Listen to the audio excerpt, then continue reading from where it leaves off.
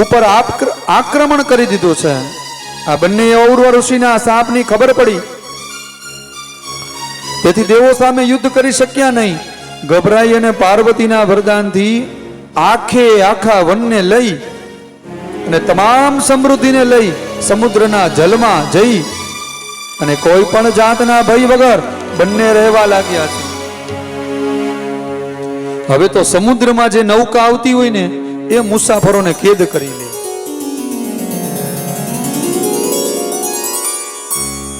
સમુદ્રમાં બંનેનો ત્રાસ વધવા લાગ્યો છે. કેટલા સમય પછી દારૂકાએ પોતાના રાક્ષસો સાથે સમુદ્રમાં રહેવા લાગ્યા છે. જેટલી નૌકા આવે બધી નૌકાને અટકાવી અને મુસાફરોને બંદીવાન બનાવી લે. પણ એ મુસાફરોની અંદર એક શિવ ભક્ત હતો. એક સુપ્રિય નામનો વણિક પણ એમાં હતો. તેને એવો નિયમ હતો કે જ્યાં સુધી શિવજીની પૂજન પ્રાર્થના ન કરે ને ત્યાં સુધી ભોજન ગ્રહણ ન કરે. એટલે તેને તો શિવજીનું પૂજન આરંભ કર્યું છે, શિવજીને યાદ કર્યા છે. અન્ય કેદીઓને પણ શિવલિંગનું મહાત્મય સમજાવ્યું છે. એટલે બધા કેદીઓ શિવજીની પૂજામાં મગ્ન બન્યા છે. સૌ સાથે મળી અને શિવજીની પૂજા કરે. અને આ વાતની ખબર દારૂક નામના દૈત્યને થઈ છે. દૈત્યને ખબર પડીને એટલે તરત જ સુપ્રિય તથા અન્ય કેદીઓને શિવ પૂજન બંધ કરો, તમને સૌને હું મારી નાખીશ. સુપ્રિય વણિક ભગવાન શિવજીને પ્રાર્થના કરે કે દારૂકના ભયમાંથી અમને છોડાવો. અને આ સુપ્રિયની પ્રાર્થના સાંભળી અને ભગવાન ત્યાં ધરતીમાંથી મંદિર સહિત પ્રગટ થઈ ગયા છે. સુપ્રિય વણિકને પાસું પ્રશ્ન આપ્યું છે. સુપ્રિય વણિકે આ દિવ્ય શિવજીને આપેલા પાસું પ્રશ્નથી દૈત્યનો નાશ કર્યો છે. ત્યારે શિવજીએ દેહ ધારણ કરી અને સુપ્રિય વણિકને વરદાન આપ્યું છે. અહીં બ્રાહ્મણ, વૈશ્ય, ક્ષત્રિય, શુદ્ર તમે સૌ તમારો ધર્મ પાળો, જાઓ. શિવ ધર્મનો પ્રચાર કરી આ જગ્યાએ આજથી પાવન બનશે. અને જાઓ, આ જગ્યામાં કોઈ દિવસ રાક્ષસો નહીં આવે. આ બાજુ દારૂકા નામની રાક્ષસીએ દેવી પાર્વતીનું સ્મરણ કર્યું છે અને પોતાના વંશની રક્ષા કરવા વિનંતી કર્યું છે. ત્યારે દારૂકાની વિનંતીથી પાર્વતીજીએ શિવને કહ્યું છે, આપે આપેલું વચન આ યુગના અંતે સત્ય થશે, ત્યાં સુધી તામસી સૃષ્ટિ અખંડ રહેશે. હે પ્રભુ, મારું વચન સિદ્ધ કરો, કારણ કે દારૂકા મારી ભક્તિ છે, મારી સેવક છે. અને એટલે રાક્ષસીઓ દ્વારા જે પુત્રો ઉત્પન્ન થયા છે તે ભલે ને આ વનમાં નિવાસ કરે, આટલી મારી ઈચ્છા છે. ત્યારે શિવજીએ પાર્વતીની ઈચ્છા પૂર્ણ કરતા કહ્યું છે, ઠીક છે દેવી, તમારી ઈચ્છા પૂર્ણ થાવ. જાઓ, હું પણ અહીંયા નિવાસ કરીશ અને કળિયુગના અંતમાં મહાસેનનો પુત્ર એ મારો ભક્ત થશે. ત્યાર પછી શિવ અને પાર્વતી આ જ્યોતિર્લિંગ રૂપે ત્યાં નાગેશ્વર અને નાગેશ્વરી રૂપે સિદ્ધ થયા છે. આવો આ શિવલિંગનો આપણે જય જયકાર કરીએ. બોલો શ્રી નાગેશ્વર મહાદેવ કી જય. શ્રી નાગેશ્વર મહાદેવ કી જય. શ્રી નાગેશ્વર મહાદેવ કી જય.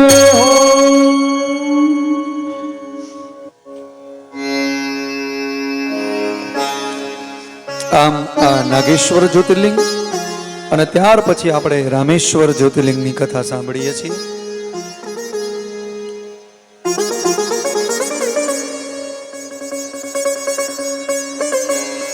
પૃથ્વીનો ભાર હળવો કરવા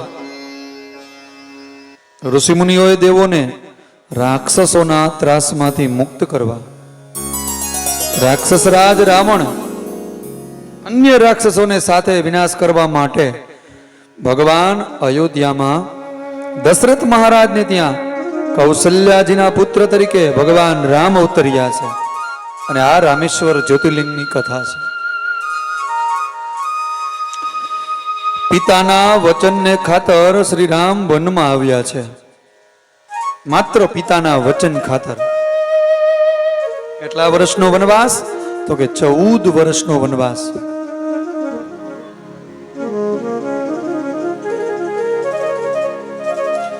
પંચવટીની અંદર નિવાસ કર્યો છે. અને આ બાજુ આ ટૂંકમાં કથા અહીંયા આપી છે. રાક્ષસરાજ રાવણ તેમની પત્ની સીતાનું હરણ કરી અને લંકામાં ઉપાડી ગયો હતો. ત્યારે રામ લક્ષ્મણ સીતાની શોધ કરવા નીકળ્યા છે. અને આ બાજુ કિષ્કિંધા નગર આવ્યું છે. સુગ્રીવ સાથે હનુમાનજી સાથે મિત્રતા થઈ છે.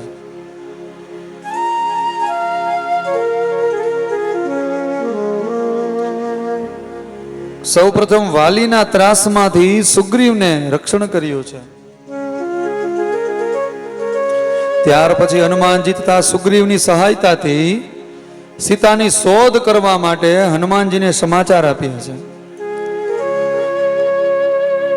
ત્યારે રામે લંકા ઉપર ચડાઈ કરીને એ સમયે રામે ભગવાન શિવજીની પાર્થિવ લિંગની પૂજા કરી છે.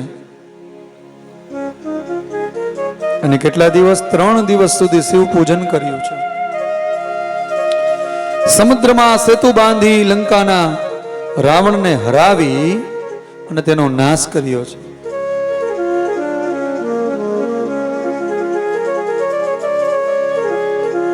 સીતાજી પરત આવ્યા. શ્રી રામ દ્વારા સમુદ્ર તટે શિવજીનું પાર્થિવ લિંગનું પૂજન કર્યું છે. અને ત્યારે રામે ભગવાન શિવને વિનંતી કરી કે પ્રભુ આપ અહીંયા લિંગ રૂપે સ્થિર થાઓ.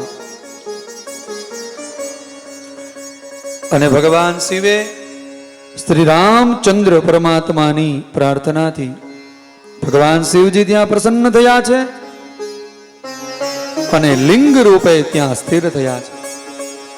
આ પછી આ શિવલિંગ એ રામેશ્વરના નામથી જગવિખ્યાત થયું છે.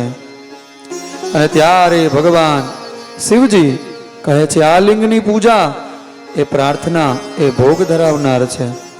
આ તમામ મનોરથો પરિપૂર્ણ સિદ્ધ થાય છે. અને આ શિવલિંગના દર્શન કરવાથી ભક્તોને મોક્ષની પ્રાપ્તિ થાય છે. શ્રી રામેશ્વર જ્યોતિર્લિંગની યાત્રા યાત્રિકોને બહુ ફળદાયી છે. આ સરસ મજાની જ્યોતિર્લિંગ એ ભગવાન રામેશ્વરના નામથી સિદ્ધ થયા છે. માતાઓ રામેશ્વર જઈએ ને એટલે ટ્રેન પણ દરિયામાં હાલે છે. કદાચ ગયા હોય કોઈ માતાઓને તો ખ્યાલ હોય. અદ્ભુત રામેશ્વરની જ્યોતિર્લિંગ છે. અને તમે જુઓ માતાઓ, રામેશ્વરની અંદર તમે જાઓ ને એટલે મંદિરની અંદર, રામેશ્વર મંદિર છે ને, તમે કોઈ ગયા હોય તો જોજો, મંદિરની અંદર એક પણ લાઈટ નથી.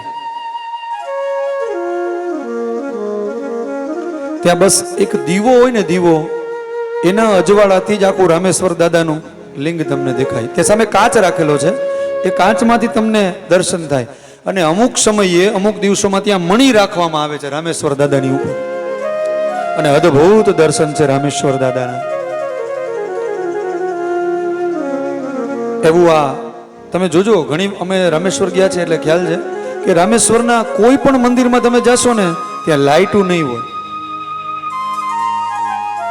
એ પ્રાંતનો એ મહિમા છે કે ત્યાં મંદિરની અંદર લાઇટું નથી રાખતા. શું કરે છે? દીવા કરે છે. અને તમે માતાઓ સંસ્કૃતિ જોવો ને ત્યાં જોવા મળે, આપણને અહીંયા જોવા ન મળે. આપણું જે કલ્ચર છે ને, આપણી જે સંસ્કૃતિ સંસ્કાર અહીંયા જોવા મળે. બધા ભાઈઓ છે ને, ભાઈઓ એને ભસ્મનું ત્રિપુન કરેલું હોય. તમને કોઈ પણ વ્યક્તિ છે ને, બસનો ડ્રાઈવર હોય તો એને ત્રિપુન કરેલું હોય. સફેદ કલરની ધોતી લુંગી પહેરેલી હોય. માતાઓ ગયા હોય તો ખ્યાલ હશે, વ્હાઈટ કલરનો શર્ટ પહેરેલો હોય અને સફેદ કલરની લુંગી પહેરેલી હોય. એ કોઈ પણ વ્યક્તિ હોય, એ ભક્ત હોય એવું જરૂરી નથી. એ પોતાના ગમે એ કામે જતો હોય, પણ કપાળની અંદર ત્રિપુંડ અવશ્ય હશે ભસ્મનું. અને માતાઓ છે ને એને બધા રોજ વેણી નાખે માથાની અંદર. એ આપણી સંસ્કૃતિ છે, એ સંસ્કાર છે. કપાળની અંદર ચાંદલો હોય. અને હવે પેલા માતાઓ બધું કરતા, પણ હવે ધીમે ધીમે ધીમે ધીમે એ ચાંદલો કેવો થઈ ગયો છે, સાવ નાનો.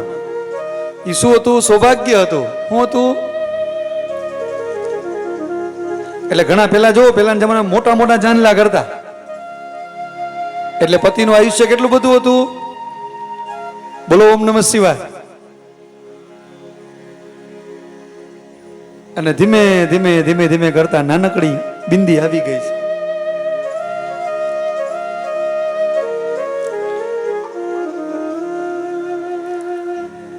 એ શું કહેવાય? તો કે સૌભાગ્ય કહેવાય. શું કહેવાય?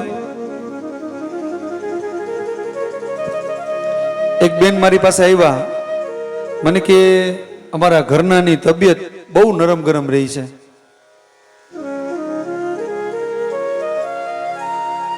મેં કીધું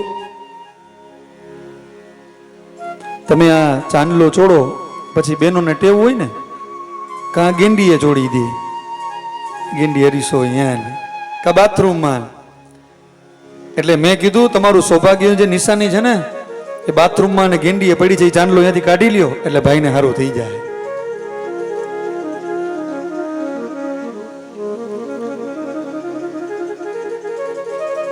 એક પતિ પત્ની વચ્ચે ઝઘડો થયો. બે વચ્ચે ઝઘડો થયો અને બે અબોલા લઈ લીધા. ઘણા માણસો ન હોય ને, મૌન રહી જ ન અગે, બોલવા જોઈ જોઈ અને જોઈ.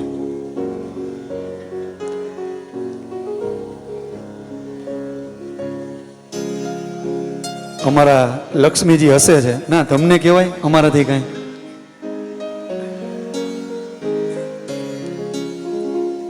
આ તો બીજાની વાત છે, આપણી વાત નથી.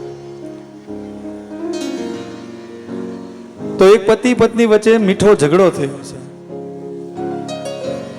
અને બે વચ્ચે અબોલા લીધા. એટલે એના ઘરવાળાએ કીધું કે આજથી હવે જે કામ હશે ને તમને હું બધું કાગળમાં લખી દઈશ, એ તમારે વાંચી લેવાનું. બે વચ્ચે ચિઠ્ઠી વ્યવહાર ચાલે છે. ઓલા ભાઈ કાગળમાં લખે કે ભાઈ હું સવારે કામે જવાનો છું, કાંઈ વસ્તુ લઈ આવવાની હોય તો લખી દ્યો. એટલે બેને કાગળમાં લખી નાખ્યું, વાંચ્યું એટલે કે સાંજે આવો ને ત્યારે પાર્સલ લેતા આવજો, હું જમવાનું બનાવવાની નથી. ભાઈ સાંજે આવ્યા એટલે પાર્સલ લઈ આવ્યા, જમી લીધું. આવો વ્યવહાર ચાલ્યો, સરસ ચાલે છે બે જણાનો મૌન વ્યવહાર ચિઠ્ઠી દ્વારા. આપણે હાલે વ્યવહાર સરસ ચાલે છે. એમાં એક દિવસનો સમય થયો ને ભાઈને બારગામ જવાનું થયું નોકરીએ, નોકરીના ગામથી વહેલો. રાત્રે ભાઈએ ચિઠ્ઠી લખી નાખી કે વહેલી સવારે મારે 5 વાગે વ્યવસાયના કામથી મીટિંગમાં બારગામ જવાનું છે, તો મને 5 વાગે ઉઠાડી દેજો. ભાઈ આવું લખીને તો હોઈ ગયા અને હવાર પડી અને સૂર્યનારાયણ માથે આવી ગયા.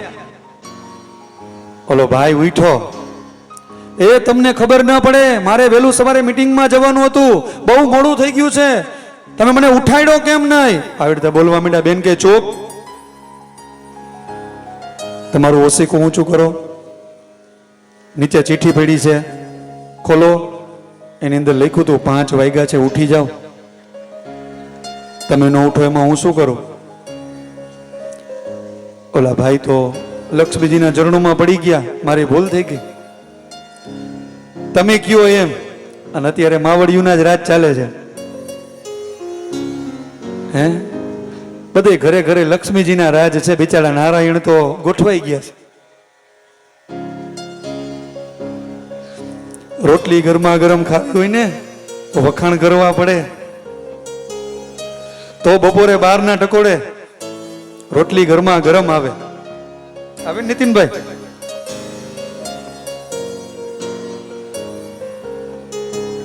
એટલે અહીંયા દાદા રામેશ્વરની આપણે સૌએ કથા શ્રવણ કરી. મારો કહેવાનો ભાવાર્થ કે સંસ્કૃતિ સંસ્કાર એ જો આપણે જતન કરીશું ને તો એ આપણા સંતાનોની અંદર ઉતરશે. પેલા માતાઓ કથા બહુ ઓછી થતી, તમે વિચાર કરો કે પેલા કથાઓ બહુ ઓછી થતી અને હવે તમે જો કથાઓ શેરી અને ગલીએ કથાઓ થાય છે. એટલે હવે સમય, મને તો એવું લાગે સાચો સમય ભગવાનનું નામ લેવાનો છે. ભલે કળિયુગનો પ્રભાવ છે પણ માણસો હજી વધારે ને વધારે શ્રદ્ધાવાન જોવા મળે છે. માણસો હજી પણ અતિશય ભક્તિવાન જોવા મળે છે. બસ કલિયુગની અંદર પણ ભગવાનનું નામ લેતું રહેવું એટલે આપણા બધા કામ થતા રહે.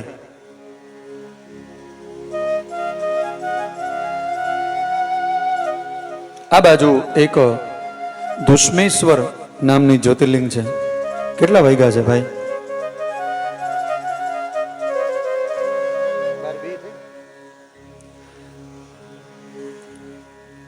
બપોર પછી આપણે અહીંયા માતાઓ સરસ મજાની આ 12 જ્યોતિર્લિંગ છે એમની આપણે પૂજા કરવાની છે. શાસ્ત્રીજી વેદના મંત્ર દ્વારા એ પૂજા કરાવશે. ગંધ પુષ્પ ધૂપ દીપ નૈવેદ્ય એવી મહાપૂજા આપણે કરશું. અભિષેક કરશું મહાદેવજી ઉપર. અને પુષ્પાર્ચન પૂજા કરશું. હા, 108 મહાદેવજીના નામ દ્વારા આપણે પુષ્પ પૂજન કરશું.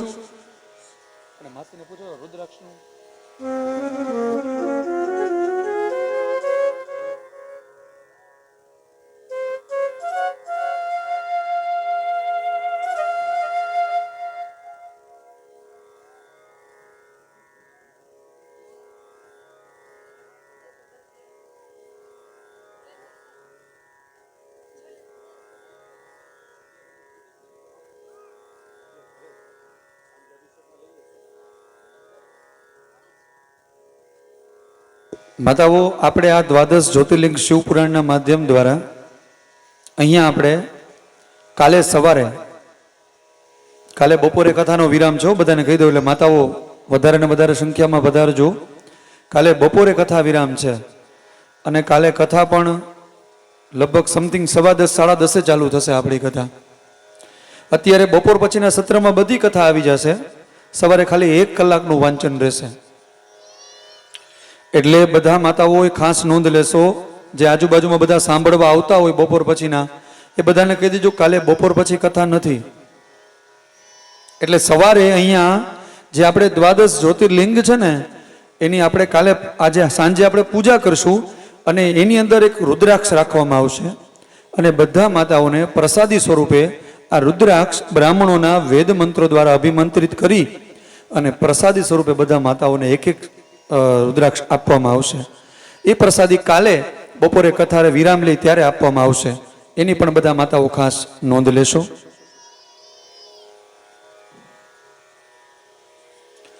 આ બાજુ એક સુધર્મા અને સુદેહા નામના બ્રાહ્મણ છે. પતિ પત્ની શિવજીના પરમ ભક્ત છે.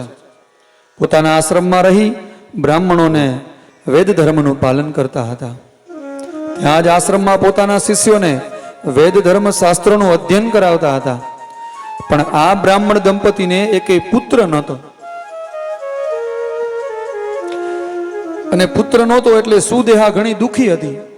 પતિ તેને સમજાવી આશ્વાસન આપતો પરંતુ તેના મનને સંતોષ નતો થતો. આથી એકવાર સુધર્માએ કહ્યું છે કે જો મને પુત્ર પ્રાપ્તિ નહીં થાય ને તો હું મારો દેહ છોડી દઈશ. ત્યાં તે સુધર્માએ શિવજીનું સ્મરણ કરી 2 પુષ્પ ધરતી ઉપર મૂક્યા છે અને સુદેહાને 1 પુષ્પ ઉપાડવા કહ્યું છે. ત્યારે સુદેહાએ પુષ્પ ઉપાડ્યું ત્યારે જ સુધર્મા બ્રાહ્મણે કહ્યું, પ્રભુ જે નિર્મિત થવાનું હશે તે જ થશે, પરંતુ આપણા ભાગ્યમાં તો પુત્ર પ્રાપ્તિ છે જ નહીં. તેથી આવો હું અને તમે હવે શિવ ભક્તિ કરીએ. સુદેહાને પતિના વચનોથી અસંતોષ થયો છે. ત્યારે સુધર્મા થકી કોઈ પણ સંજોગોમાં પુત્ર જોઈતો હતો. આથી કંઈક વિચાર કરી તે પોતાની નાની બહેન દુશ્માને લઈ અને આવી અને સુધર્મા સાથે વિવાહ કરી દીધો છે. અને આ દુશ્મા પણ શિવ ભક્ત હતી, એટલે રોજ શિવલિંગને 100 પાર્થિવ લિંગની બનાવી અને એનું પૂજન કરતી અને એને જળમાં પધરાવી દે. આ ભક્તિ એની એક પણ દિવસ ખાલી જવા દેતી ન હતી. આથી ભગવાન ભોળાનાથ પ્રસન્ન થયા છે. એમની કૃપા દ્રષ્ટિ દુશ્માને પુત્ર પ્રાપ્ત થયો છે. અને પુત્ર તો મોટો થવા લાગ્યો અને દુશ્માએ તેનો વિવાહ કરી નાખ્યો છે. પુત્ર વધુ ઘરમાં આવી આથી સુદેહાને ઈર્ષાની આગમાં સળગવા લાગી છે. હવે દુશ્માના માન વધી ગયા છે.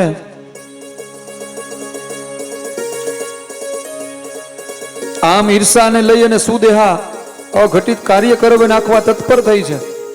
એક રાત્રિના બધાય નિંદરમાં હતા ત્યારે સુદેહાએ હાથમાં તલવાર લીધી છે અને દુશ્મનો જે પુત્ર છે એ સૂતો હતો ત્યાં જઈ તેને તલવારના ટુકડા વડે ટુકડા કરી નાખ્યા છે.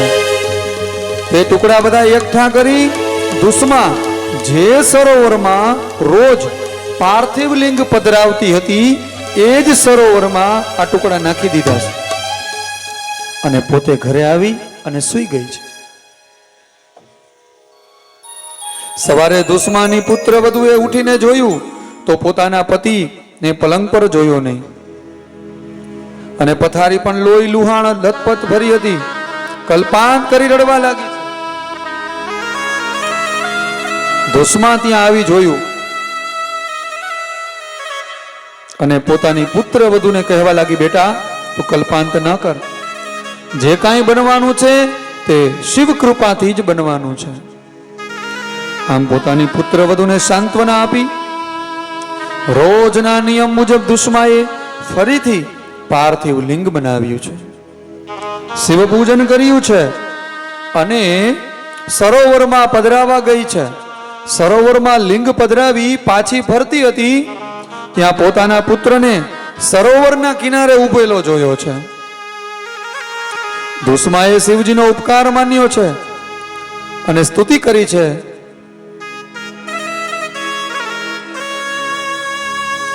અને પોતાના પુત્રને ભેટી પડી છે. ત્યારે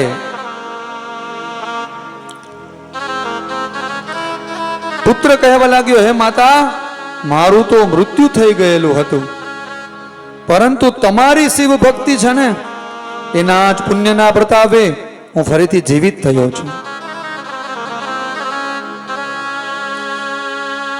એટલામાં જ ભગવાન શિવજી ત્યાં પ્રગટ થયા છે. દુશ્માને કહેવા લાગ્યા, ઈર્ષાયુક્ત તારી મોટી બહેન જે તારા પુત્રને મોતને ઘાટ ઉતાર્યો છે અને તેને આજે સરોવરમાં નાખી દીધો છે, આવા દુષ્કર્મને લઈ હું તેનો વધ કરીશ. ત્યારે દુશ્માએ શિવજીને પ્રાર્થના કરી, પ્રભુ મારી બહેનને માફ કરી દો. આપ મારી પૂજાથી પ્રસન્ન થયા છો ને, હે પ્રભુ હું આપના ચરણોમાં વારંવાર વિનંતી કરું છું. આમ શિવજીએ દુશ્માની પ્રાર્થના કરી, સ્વીકાર કર્યો અને ત્યાં દુશ્મેશ્વર નામે ભગવાન પ્રતિષ્ઠિત થયા છે. આવો એનો જય જયકાર કરીએ. બોલો શ્રી દુશ્મેશ્વર મહાદેવ કી જય. શ્રી દુશ્મેશ્વર મહાદેવ કી જય. શ્રી દુશ્મેશ્વર મહાદેવ કી જય.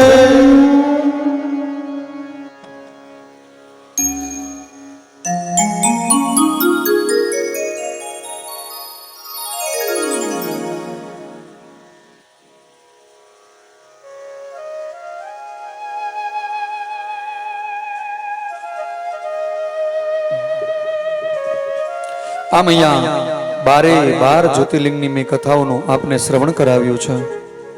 આવો એ 12 જ્યોતિર્લિંગના સ્તોત્ર છે, એમના દ્વારા ભગવાનના ચરણોમાં વંદન કરીએ.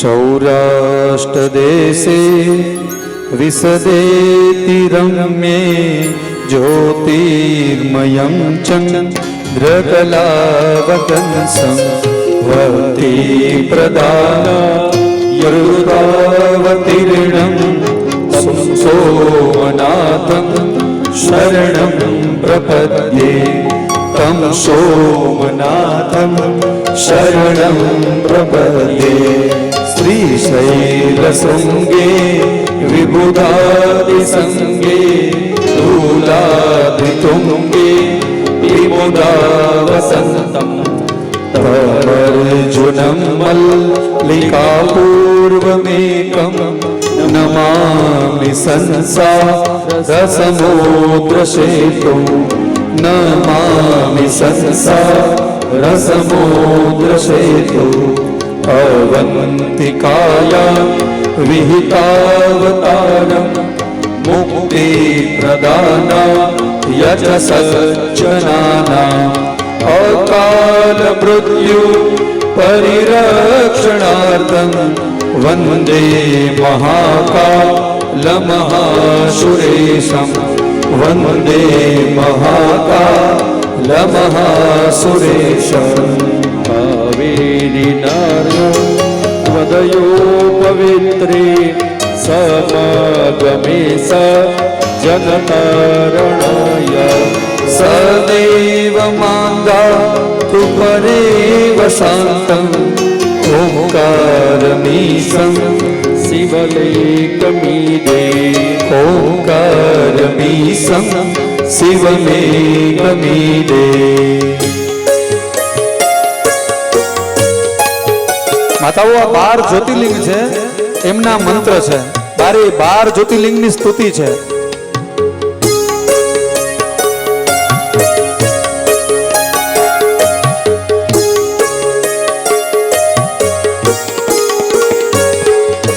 पूर्वोत्तरे प्रज्वलिका निदाने सदा वसन्तं गिरिजा समेतं सुरासुराराधितपादपद्मं श्रीवैद्यनाथं तमहं नमामि श्रीवैद्यनाथं तमहं नमामि।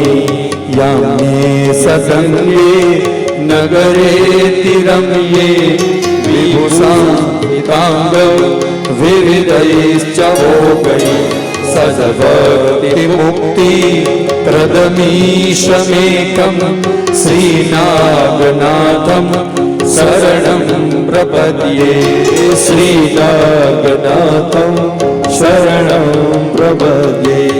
महाद्विपार्श्वे च तटे रमन्तं सम्पूज्यमानं सततं मुनीन्द्रैः सुरासुरेर्यक्षमहोरुगाद्यै केदारमीशं शिवमेकमीडे केदारमीशं शिवमेकमीशे। આ દ્વાદશ જ્યોતિર્લિંગનું સ્તોત્ર એ મહાદેવજીને બહુ પ્રિય।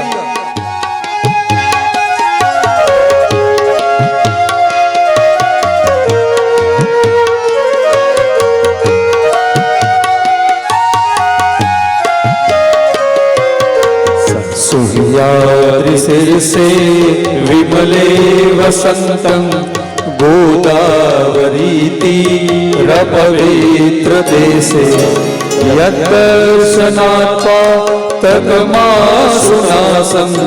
प्रयातित्यन्तं त्रिगं च मीडे प्रयागकं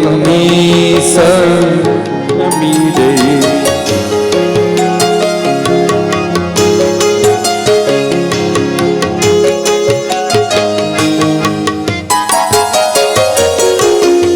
ताम्रपर्णी जलराशियोगे निबध्य सेतु विशिखैरसंख्ये श्रीरामचन्द्रेण समर्पितं तं रामेश्वराख्यं नियतं नमामि रामेश्वराख्यं नियतं नमामि। યમદાકિનીસા કિનિકા સમાજે નિસેવ્યમાણં પિસિતાસનિશ્ચ સદેવ ભીમા દીપદં પ્રસિદ્ધં तं શંકરં ભક્તહિतं નમામિ तं શંકરં ભક્તહિतं નમામિ.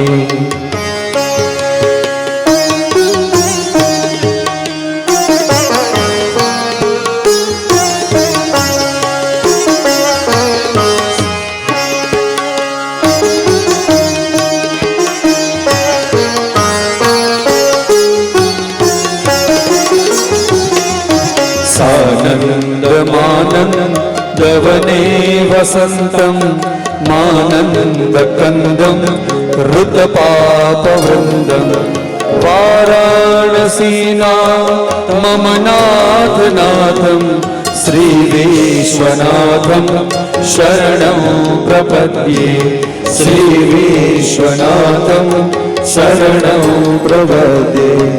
ઈલાપુરેરં યવિશાલકેસ્મિन् सम्मूलसन्तं च जगद्वरेण्यं वन्दे महोदारतरस्वभावं दूष्णेश्वराख्यं शरणं प्रपद्ये दूष्णेश्वराख्यं शरणं प्रपद्ये. ज्योतिर्मयद्वा दशलिङ्गकानां शिवात्मना प्रोक्तमिदं क्रमेण स्तोत्रं पठित्वा मनुज्योतिभक्त्या फलं तदालोक्यनिजं भजेच्च फलं तदालोक्यनिजं भजेच्च. इति द्वादश ज्योतिर्लिंग स्तोत्र भगवान शिव महादेव चरणारविंदे अर्पितमस्तु. આ દ્વાદશ જ્યોતિર્લિંગના મંત્ર સ્તોત્ર હતા અને આપણે બધા જે જાણીએ છીએ એ સૌરાષ્ટ્રે સોમનાથં ચ શ્રીશૈલે મલ્લિકાર્જુનમ ઉજ્જૈન્યા મહાકાલમ ઓંકારમ અમલેશ્વરમ પરલ્યામ વૈદ્યનાથં ચ દાગિન્યામ ભીમશંકરમ સેતુવંદે રામેશમ નાગેશમ દારુકાવને વારાણસ્યામ વિશ્વેશમ त्र्यंबकं गौतमी तटे हिमालये तु केदारं दुष्मेशं च शिवालये.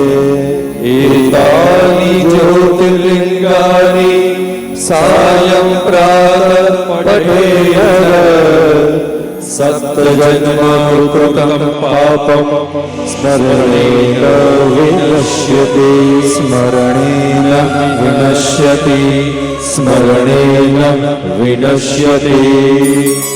આમ માતાઓ આ દ્વાદશ જ્યોતિર્લિંગનો જે આપ સૌ જાણો છો એ સ્તોત્ર પાઠ અને આ દ્વાદશ જ્યોતિર્લિંગનો મંત્ર દ્વારા શિવ ભક્તિ ભગવાન શિવના ચરણોમાં અર્પણ કરીએ.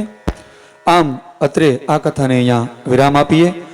બપોર પછી આપણે ભગવાનની દિવ્ય કથાઓનો લાભ લેશું, જ્યોતિર્લિંગની પૂજા લેશું.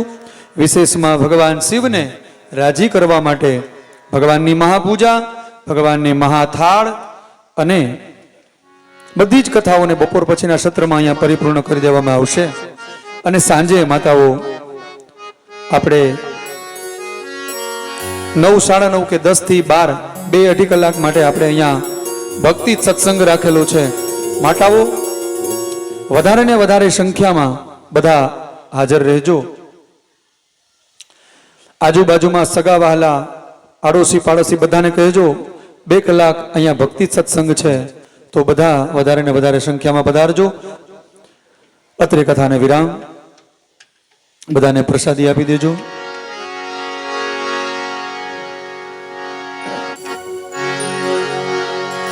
અરે એક વાર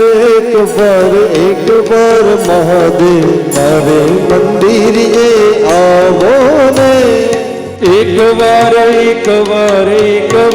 મહાદેવ મારે મંદિરે આવો ને એક વાર શિવજી મારે મંદિરે આવો ને એક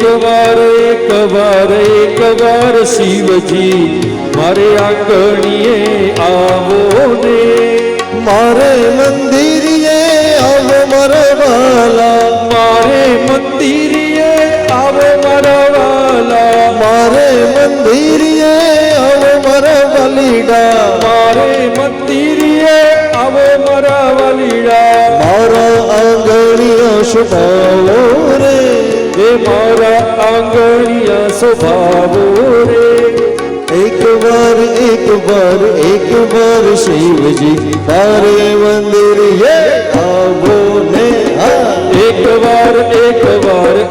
વાર શિવજી મારે મંદિરે આવો ને મારે મંદિરે આવો ને મારે આંગણીએ આવો ને અરે મારી ઝૂંપડીએ આવો ને હે મારી ઝૂંપડીએ આવો ને નમઃ પાર્વતી પતય હર હર મહાદેવ હર જેમને બપોરે બરાબર 3:30 થી 4:30 વાગે કથા ચાલુ થઈ જશે. જેમને પણ પોથીજીના દર્શન પ્રદક્ષિણા પૂજા કરવી આવી શકે છે. સાંજે આપણે 6 વાગે ભગવાનનો મહાપૂજન મહાઅભિષેક દ્વાદશ જ્યોતિર્લિંગની પૂજા એમને થાળ આરતી અને દીપદાન વિશેષ ભગવાનના 108 નામથી આપણે પુષ્પાર્ચન પૂજા કરશી. એટલે સમયસર બધા પધારજો. અસ્તુ. જેમને પણ દર્શન કરવા હોય પ્રદક્ષિણા આવી શકો છો.